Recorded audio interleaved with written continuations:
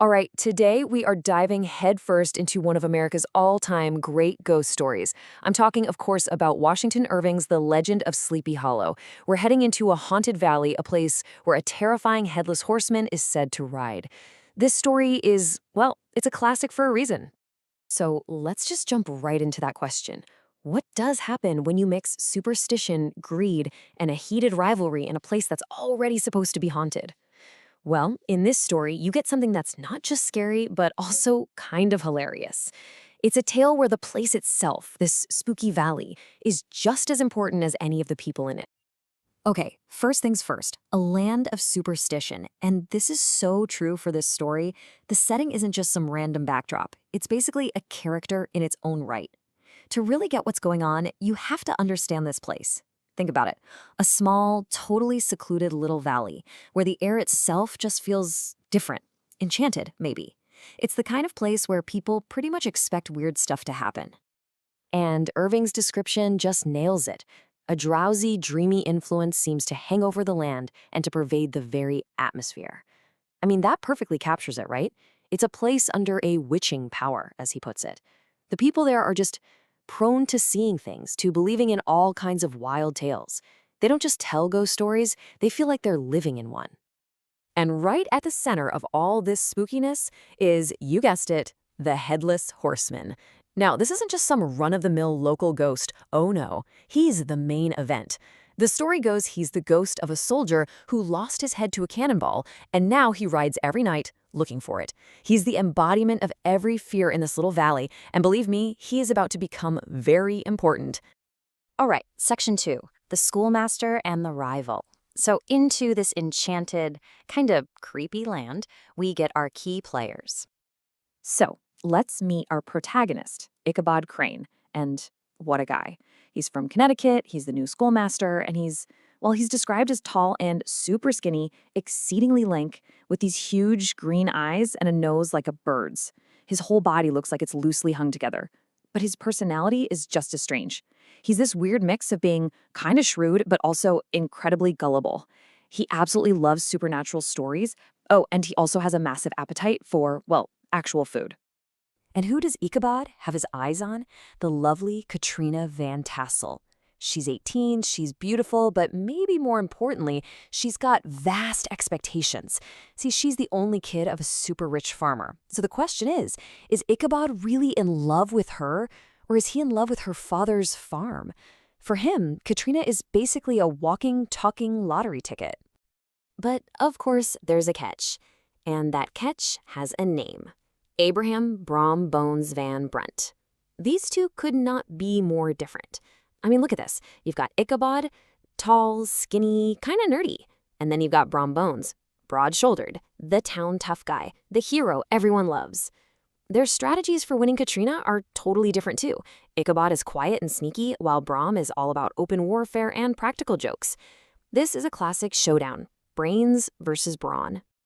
And this really gets into Ichabod's head. When he looks at the Van Tassel farm, he doesn't just see fields and animals. Oh no. His mind's eye sees a future filled with food. We're talking roasting pigs, pigeons in a pie, geese swimming in their own gravy. I mean, the man is obsessed. To him, that farm represents an endless buffet. It's not just land, it's a promise of luxury. And that's what's really driving his every move.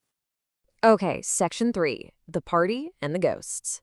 This is it. A festive gathering that's going to set the stage for one very, very fateful night. So the rivalry between these two is really heating up. Brom Bones knows he can't just challenge Ichabod to a fistfight. That's not Ichabod's style. So what does he do? He resorts to what the book calls boorish practical jokes. He's smoking out Ichabod's singing school, turning the schoolhouse upside down.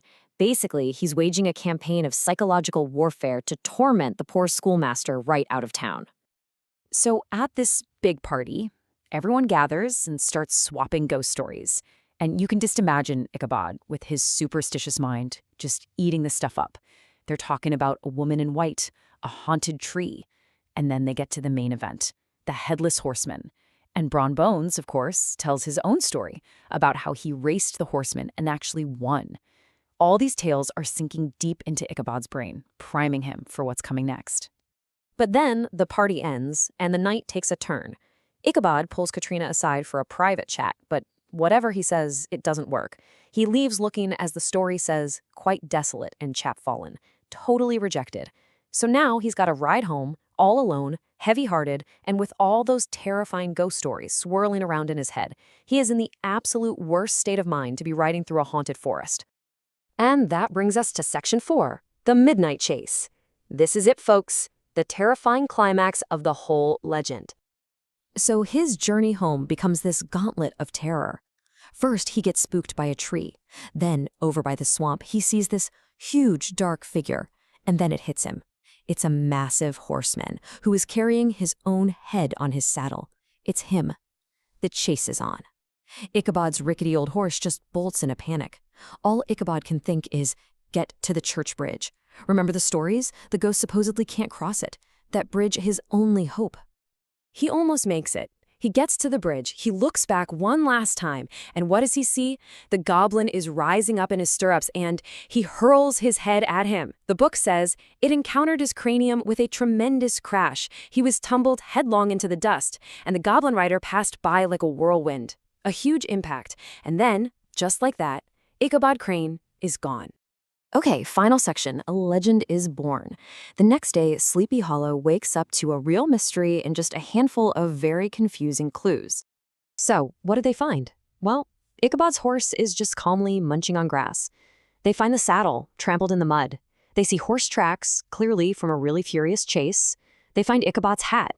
And right next to the hat, they find a shattered pumpkin. A pumpkin! What on earth does that mean?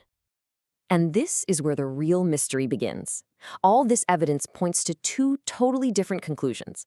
On one hand, you have the supernatural theory. Ichabod was taken by the headless horseman. I mean, all the local legends support it, right?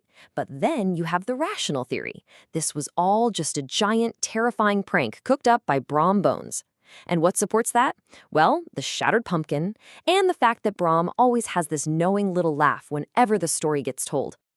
So what happens to everyone? Well, Brom Bones marries Katrina, of course. He wins. As for Ichabod, he's never seen in Sleepy Hollow again.